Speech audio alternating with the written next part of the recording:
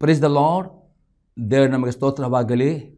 ಬಿಡುಗಡೆ ಸಂದೇಶ ಎಂಬ ಕಾರ್ಯಕ್ರಮಕ್ಕೆ ನಾನು ನಿಮ್ಮೆಲ್ಲರನ್ನು ಯೇಸು ಕ್ರಿಸ್ತನ ನಾಮದಲ್ಲಿ ಸ್ವಾಗತಿಸ್ತೇನೆ. ಪ್ರಾರ್ಥನೆ ಮಾಡೋಣ. ಪರಲೋಕದಲ್ಲಿರುವ ತಂದೆ ದೇವರೇ, ಯೇಸು ಕ್ರಿಸ್ತನ ನಾಮದಲ್ಲಿ ನಾವು ನಿನ್ನ ಪಾದ ಸನ್ನಿಧಾನಕ್ಕೆ ನಾವು ಬಂದಿದ್ದೇವೆ. ನಿನ್ನ ವಾಕ್ಯಗಳನ್ನು ಧ್ಯಾನ ಮಾಡೋದಕ್ಕೋಸ್ಕರವಾಗಿ ದೇವ, ಈ ವಾಕ್ಯಗಳನ್ನು ಪವಿತ್ರಾತ್ಮನೇ ನಾವು ನಿನ್ನನ್ನು ಸ್ವಾಗತಿಸ್ತೇನೆ. ನಮ್ಮ ಒಳ್ಳೆಯ ಬೋಧಕನಾಗಿದ್ದುಕೊಂಡು ಈ ಸಂದೇಶದ ಮುಖಾಂತರ ನಿನ್ನ ಜನಗಳ ಮಾತನಾಡು ಪವಿತ್ರಾತ್ಮನೇ. ಈ ವಾಕ್ಯ ಕೇಳುವ ಪ್ರತಿಯೊಂದು ಆತ್ಮಗಳಿಗೆ ಜೀವವನ್ನು, ಪ್ರೋತ್ಸಾಹವನ್ನು, ಭಕ್ತಿ ಅಭಿವೃದ್ಧಿಯನ್ನು, ಬಿಡುಗಡೆಯನ್ನು ಉಂಟು ಮಾಡಿ ನಾನು ಬೇಡಿಕೊಳ್ತೇನೆ ಯೇಸು ಕ್ರಿಸ್ತ ನಾಮದಲ್ಲಿ, ಆಮೇನ್. ಇವತ್ತು ನಾವು ಧ್ಯಾನ ಮಾಡ್ತೇವೆ 1ನೇ ಸಾಮುವೇಲನ ಪುಸ್ತಕ 2ನೇ ಅಧ್ಯಾಯದಲ್ಲಿ 30ನೇ ವಾಕ್ಯದಲ್ಲಿ ಲಾಸ್ಟ್ ಪಾರ್ಟ್. ನನ್ನನ್ನು ಸನ್ಮಾನಿಸುವವರನ್ನು ಸನ್ಮಾನಿಸುವೆನು, ನನ್ನನ್ನು ತಿರಸ್ಕರಿಸುವವರು ತಿರಸ್ಕಾರ ಹೊಂದುವವರು. ನೋಡ್ತೀವಿ, ದೇವರು ಪ್ರೇರೆ ಇಲ್ಲಿ ಹೇಳುತ್ತಾನೆ ಎಲಿಗೆ ಏನೆಂದರೆ, ನನ್ನನ್ನು ಯಾರು ಸನ್ಮಾನಿಸ್ತಾರೆ, ನನ್ನನ್ನು ಸನ್ಮಾನಿಸುವವನು ಸನ್ಮಾನಿಸ್ತೇನೆ, ನನ್ನನ್ನು ತಿರಸ್ಕರಿಸುವವರು ತಿರಸ್ಕಾರ ಹೊಂದುವರು. ಇದರ ಅರ್ಥವಾಗಿದೆ, ಇವತ್ತು ದೇವರು ನಿಮ್ಮನ್ನು ಸನ್ಮಾನಿಸಬೇಕಾದರೆ ದೇವರು ಹೇಳ್ತಾನೆ, ಯಾರು ದೇವರನ್ನು ಸನ್ಮಾನಿಸ್ತಾರೋ ಅವರು ದೇವರು ಸನ್ಮಾನಿಸ್ತಾರೆ, ಯಾರು ದೇವರನ್ನು ದೇವರವಾಗಿ ತಿರಸ್ಕಾರ ಅವರು ಹಾಗಾದಿದ್ದ ಅರ್ಥ ಯಾವ ರೀತಿಯಲ್ಲಿ ನೀವು ದೇವರನ್ನು ಸನ್ಮಾನಿಸಬೇಕು ಎಂಬುದಾಗಿ ನಾವು ಕೆಲವೊಂದು ಸಂಗತಿ ಅತಿ ವಿವರವಾಗಿ ನೋಡೋಪರೆ. ಮೊದಲನೇ ಸಂಗತಿ ಆಗಿದೆ, ದೇವರ ಪ್ರತಿಯೊಂದು ಆಜ್ಞೆಗಳನ್ನು ಕೈಕೊಂಡು ನಡೆಯುವುದೇ ದೇವರನ್ನು ಸನ್ಮಾನಿಸುವುದು ಆಗಿದೆ. ಮತ್ತೆ ಬರೋ ಸುವಾರ್ತೆ 15ನೇ ಅಧ್ಯಾಯದಲ್ಲಿ 1ರಿಂದ 9ನೇ ವಾಕ್ಯ ತನಕ. Matthew gospel chapter 15 verse 1 to 9.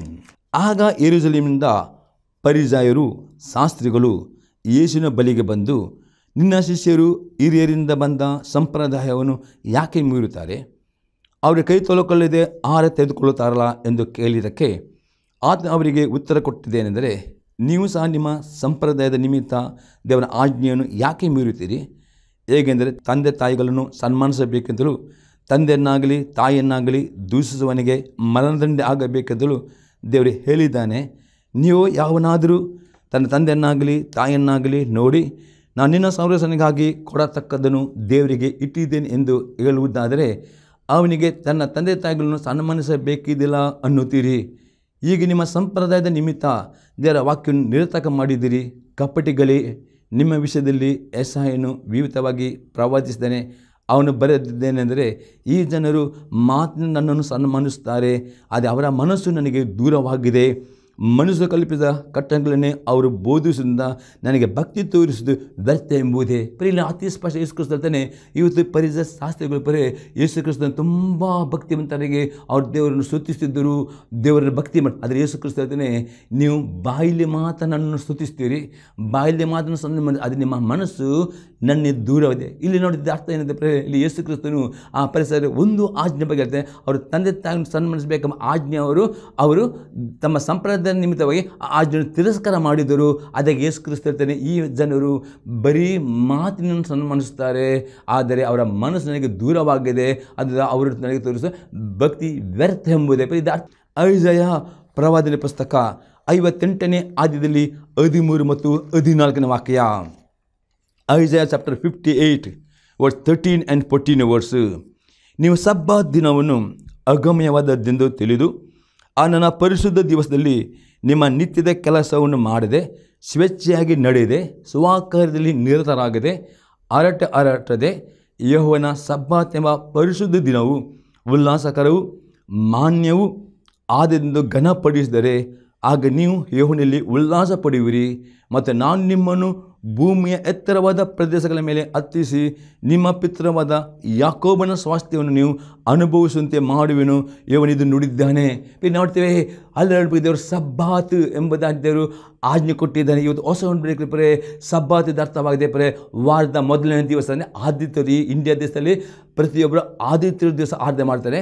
ಅದೇ ಗಲ್ಪ ಗಂಟೆ ಕೆಲವು ಕಡೆಯಲ್ಲಿ ಶುಕ್ರವಾರ, ಒಟ್ಟಿಗೆ ವಾರದಲ್ಲಿ ಒಂದು ದಿನ ಪ್ರೇರೆ ನೀವು ಸಭೆಯಾಗಿ ಸೇರಿ ಬರುವುದು, ಅದು ಸಬ್ಬಾತ್ ದಿನವಾಗಿದೆ.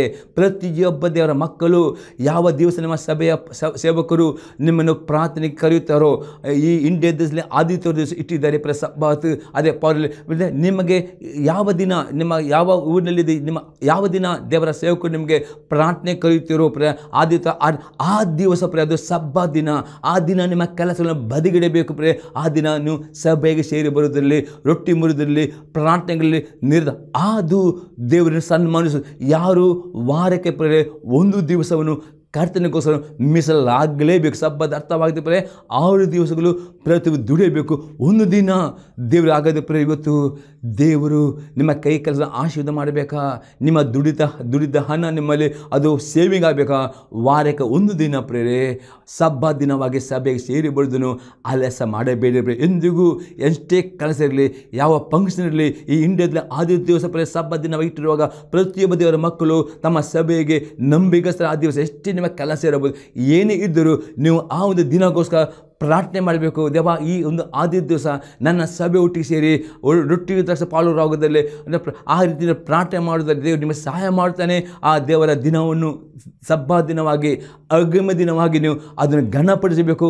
ಆ ದಿನ ನಮ್ಮ ನಿತ್ಯದ ಕೆಲಸ ಮಾಡದೆ ಆ ದಿನ ಇಡೀ ದಿನ ಅಂದರೆ ಎಷ್ಟು ಹೊತ್ತು ನಿಮ್ಮ ಸೇವಕರು ಆ ಪ್ರಾರ್ಥನೆ ಆ ಹೊತ್ತು ನೀವು ದೇವರ ಸನ್ನಿಧಾನದಲ್ಲಿ ನೀವು ಕಲಿಯುವುದಾದರೆ 100% ದೇವರು ನಿಮ್ಮ ಕೈ ಕೆಲಸಗಳನ್ನು ಇಡೀ ವಾರವು ನಿಮ್ಮನ್ನು ಆಶೀರ್ವಾದ ಮಾಡ್ತಾನೆ, ಬಿಸ್ನೆಸ್ ಆಶೀರ್ವಾದ ಮಾಡ್ತಾನೆ. ನನ್ನ ಪರೀಕ್ಷೆಯಿಂದ ದೇವರು ಇಲ್ಲಿ ಹೇಳ್ತಾನೆ, ಅಂದವಾಗಿದೆ ನುಂಗೋ ಹುಳವನ್ನು ನಾವು ನಿಮಗೆ ತಡೆಯುವೆನು, ಅದು ನಿಮ್ಮ ಭೂಮಿ ಫಲವನ್ನು ನಾಶ ಮಾಡೋದು, ನಿಮ್ಮ ದ್ರಾಕ್ಷಿ ಹಣ್ಣು ತೋಟದಲ್ಲಿ ಉದುರಿ ಹೋಗೋದು. ಇದು ಶರಣಾದ ನುಡಿ.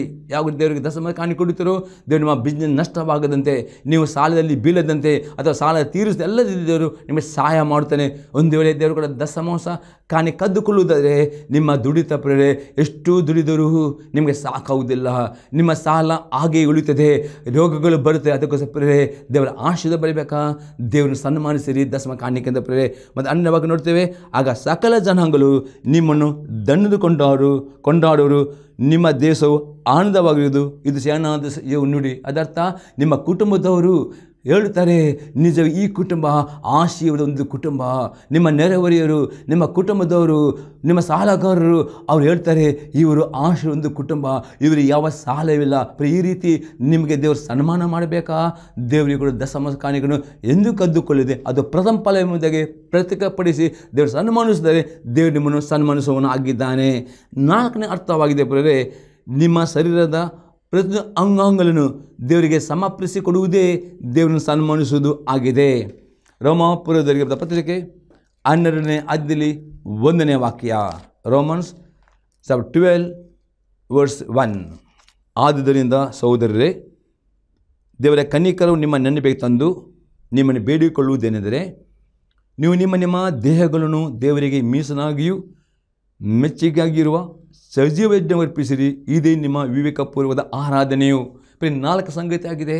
ನಿಮ್ಮ ಶರೀರದ ಪ್ರತಿಯೊಂದು ಅಂಗಾಂಗಗಳನ್ನು, ನಿಮ್ಮ ನಾಲಿಗೆ, ಕೈ, ಕಿವಿ, ಕಣ್ಣು, ಪ್ರತಿಯೊಂದು ಅಂಗಾಂಗಗಳನ್ನು ಪ್ರತಿನಿತ್ಯ ಸಜೀವ ಯಜ್ಞವಾಗಿ ಸಮರ್ಪಣೆ ಮಾಡಿಕೊಳ್ಳುವುದೇ ದೇವರಿಗೆ ಮೆಚ್ಚುವ ಆರಾಧನೆ. ಈ ರೀತಿಯ ಆರಾಧನೆ ಮಾಡುತ್ತಿರೋ 100% ದೇವರು ನಿಮ್ಮನ್ನು ಮೆಚ್ಚುತ್ತಾನೆ ಮತ್ತು ನಿಮ್ಮನ್ನು ಆಶೀರ್ವಾದ ಮಾಡುವವನು ಆಗಿದ್ದಾನೆ. 5ನೇ ಸಂಗತಿಯಾಗಿದೆ, ಎಲ್ಲ ಸಮಯದಲ್ಲಿ ದೇವರನ್ನು ಸ್ತುತಿಸುವುದು, ದೇವರನ್ನು ಸನ್ಮಾನಿಸುವುದು ಆಗಿದೆ. ಕೀರ್ತನೆ 50 ಅದರಲ್ಲಿ 23ನೇ ವಾಕ್ಯ, ಸಾಮ್ ಚಾಪ್ಟರ್ 50:23. ಯಾರು ಸ್ತುತಿ ಯಜ್ಞವನ್ನು ಸಮರ್ಪಿಸುತ್ತಾರೋ ಅವರೇ ನನ್ನನ್ನು ಗೌರವಿಸುವರು. ಇಲ್ಲಿ ದಾವಿದನೇ, ನಿಮ್ಮ ಕಷ್ಟ ಸಮಯದಲ್ಲಿ ಪ್ರತಿಯೊಂದು ಸಂದರ್ಭದಲ್ಲಿ ನಿಮಗೆ ಒಳ್ಳೆಯ ಆಶೀರ್ವಾದ ಇರುವಾಗ, ಕಷ್ಟಗಳಿರುವಾಗ, ಶೋಧನೆಗಳು ಬರುವಾಗ, ರೋಗಗಳು, ಪ್ರತಿಯೊಂದು ಸಂದರ್ಭದಲ್ಲಿ ದೇವರನ್ನು ಸ್ತುತಿ ಯಜ್ಞಗಳಿಂದ ನೀವು ದೇವರನ್ನು ಸ್ತುತಿಸುವರಬೇಕು, ಸ್ತೋತ್ರ ಮಾಡುವರಬೇಕು. ಸ್ತುತಿ ಗಾನ ಮಾಡುವ ಎಷ್ಟು ನೀವು ದೇವರು ಸ್ತುತಿಸ್ತೀರೋ, ಸ್ತೋತ್ರ ಮಾಡುತ್ತೀರೋ ಅದು ಆಗಿದೆ ದೇವರನ್ನು ಗೌರವಿಸುವಾಗಿದೆ.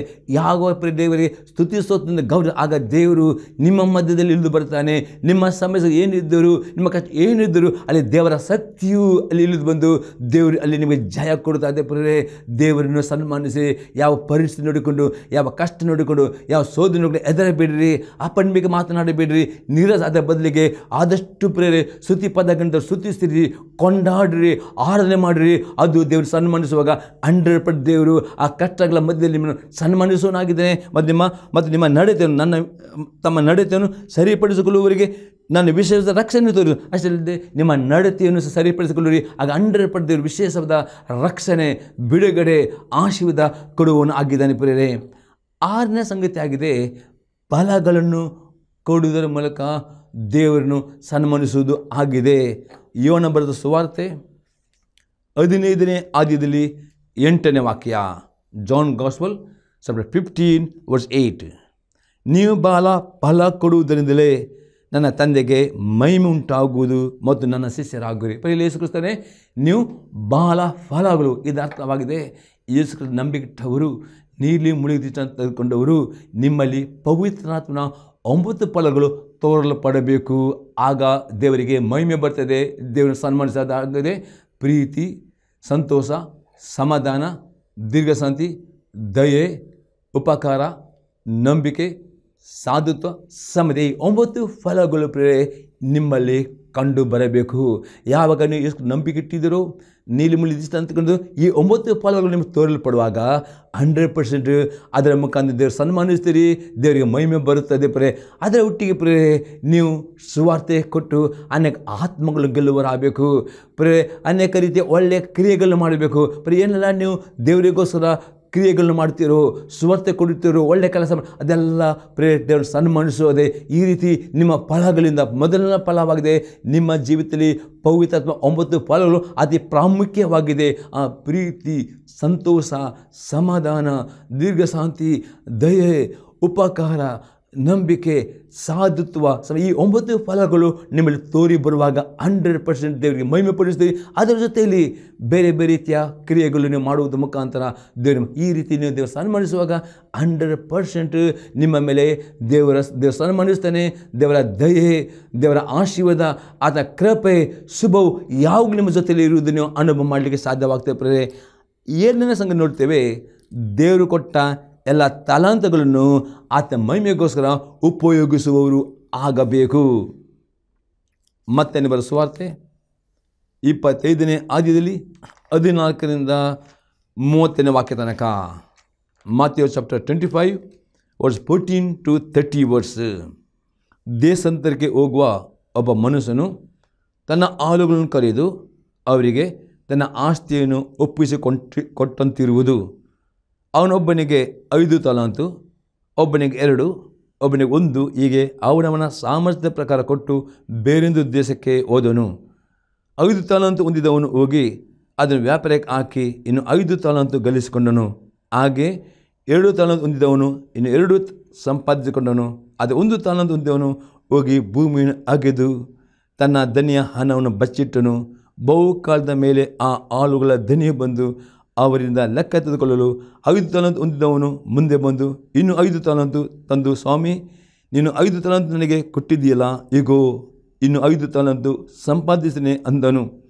ಅವನ ಧನಿಯು ಬಹಳ ನಂಬಿಕಸ್ಥ ಒಳ್ಳೆಯ ಆಳು, ನೀನು ಸ್ವಲ್ಪ ಕೆಲಸದಲ್ಲಿ ನಂಬಿಕಸ್ಥನಾಗಿದ್ದಿ, ದೊಡ್ಡ ಕೆಲಸದಲ್ಲಿ ನಿನ್ನನ್ನು ಇಡುತ್ತೇನೆ, ನಿನ್ನ ಧನಿಯ ಸೌಭಾಗ್ಯದಲ್ಲಿ ಸೇರು ಅಂದನು.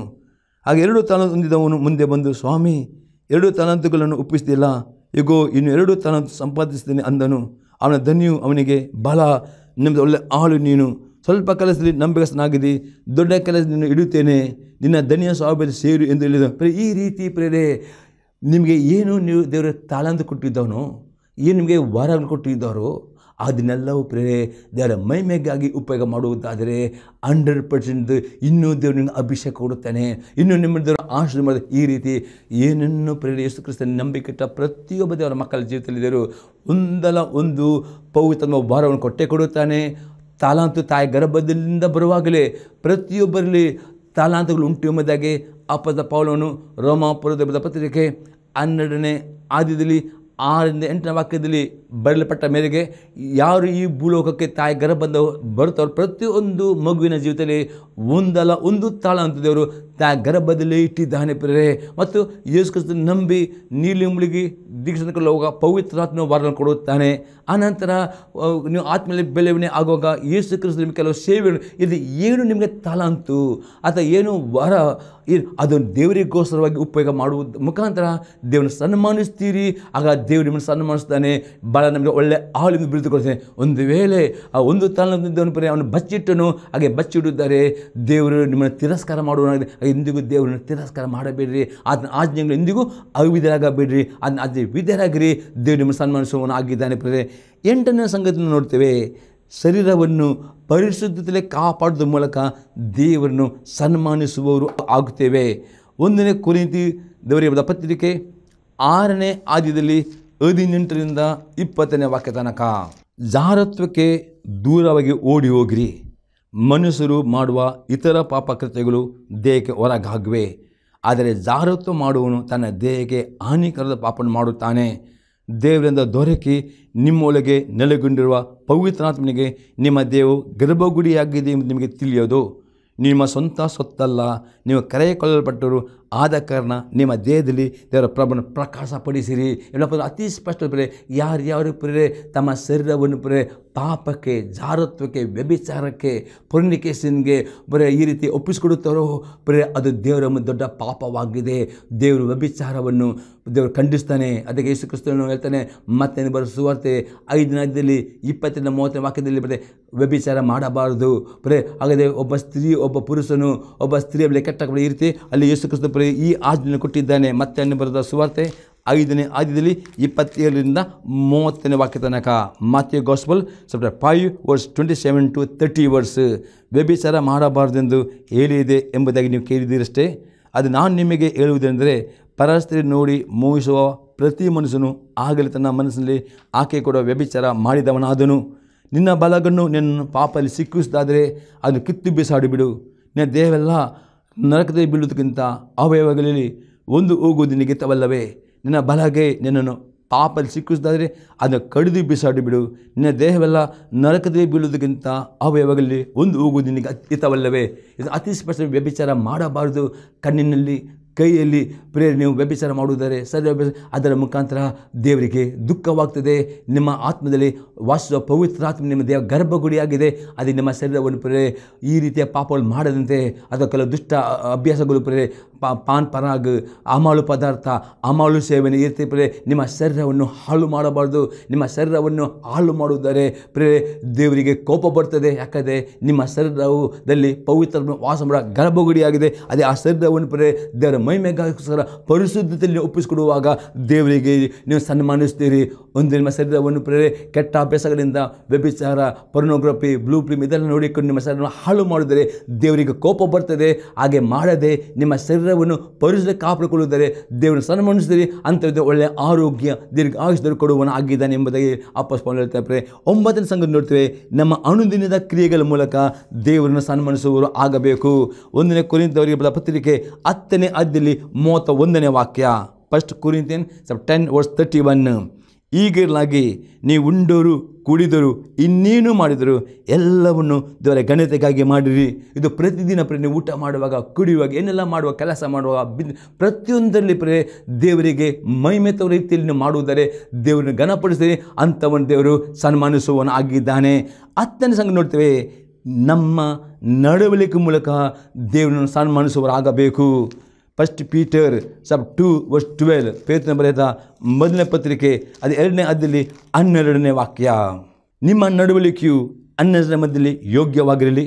ಆಗ ಅವರು ಯಾವ ವಿಷಯದಲ್ಲಿ ನಿಮ್ಮನ್ನು ಅಕ್ರಮಗಾರರೆಂದು ನಿಂದಿಸ್ತಾರೋ ಆ ವಿಷಯದಲ್ಲಿಯೇ ನಿಮ್ಮ ಸತ್ಕಾರ್ಯಗಳನ್ನು ಕಣ್ಣಾರೆಕೊಂಡು ವಿಷಯದಲ್ಲಿ ದೇವರನ್ನು ಕೊಂಡಾಡುವರು. ಪ್ರಿಯ ಅಪೊಸ್ತಲ ಪೇತ್ರನೇ 10ನೇ ಸಂಗತಿಯಾಗಿ ದೇವರು ಘನಪಡಿಸುವುದು ನಿಮ್ಮ ನಡತೆಯು ಅನ್ಯಜನರ ಮಧ್ಯದಲ್ಲಿ ಯೋಗ್ಯವಾಗಿ ಕಂಡು ಬಂದರೆ ಅನ್ಯ ಜನರು ನಿಮ್ಮ ಮುಖಾಂತರ ದೇವರನ್ನು ಕೊಂಡಾಡ್ತಾರೆ, ನಿಮ್ಮ ಮುಖಾಂತರ ದೇವರು ಕಂಡುಕೊಳ್ಳುತ್ತಾರೆ. ಹಾಗಾದರೆ 10 ಸಂಗತಿಗಳ ಮುಖಾಂತರ ದೇವರನ್ನು ಸನ್ಮಾನಿಸುತ್ತಾರೆ.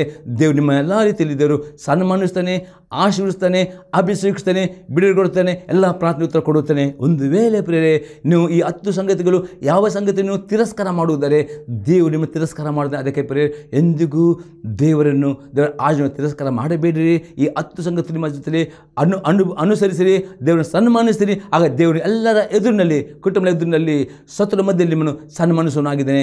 ದೇವರ ಸ್ತೋತ್ರವಾಗಲಿ. ಈ ಸಂದೇಶ ನಿಮ್ಮ ಜೊತೆಲಿ ಉತ್ತೀರ್ಣವಾಗುವುದನ್ನು ನಿಮ್ಮ ಅಭಿಪ್ರಾಯ ತಿಳಿಸಿರಿ. ನಾವು ನಿಮಗೋಸ್ಕರ ಪ್ರಾರ್ಥನೆ ಮಾಡ್ತೇವೆ. ಪ್ರಾರ್ಥನೆ ಮಾಡೋಣ. ತಂದೆ ದೇವರೇ, ಯೇಸು ಕ್ರಿಸ್ತನ ನಾಮದಲ್ಲಿ ಅವನಿಗೆ ಸ್ತೋತ್ರವನ್ನು ಕೊಂಡಾಡ್ತೇನೆ. ಈ ಸಂತದ ಮುಖಾಂತರ ನಿನ್ನ ಮಾತು, ಪ್ರತಿಯೊಂದು ಮಾತುಗಳು ನಿನ್ನ ಮಕ್ಕಳು, ನಿನ್ನ ಜನರು ಕೇಳಿ ನಿನ್ನ ಸನ್ಮಾನಿಸುವಂತೆ ನಿನಗೆ ಅವರಿಗೆ ಸಹಾಯ ಮಾಡಿದವ. ಮತ್ತು ನೀನು ಪ್ರತಿಯೊಬ್ಬರು ಯಾರು ನಿನ್ನ ಸನ್ಮಾನಿಸ್ತಾರೆ ಅವ್ರ ನಿನ್ನ ಸನ್ಮಾನ ದೇವ, ಅವ್ರನ್ನ ಆಶೀರ್ವಾದ, ಬಿಡುಗಡೆ, ಆರೋಗ್ಯ, ಸಮೃದ್ಧಿ ದೇವ ನಾನು ಅವರಿಗೆ ರಿಲೀಸ್ ಮಾಡ್ತೇನೆ ಯೇಸು ಕ್ರಿಸ್ತನ ನಾಮದಲ್ಲಿ. ಆಮೇನ್. Praise the lord. ದೇವರು ನಿಮ್ಮನ್ನು ಆಶೀರ್ವಾದ ಮಾಡಲಿ. God bless you.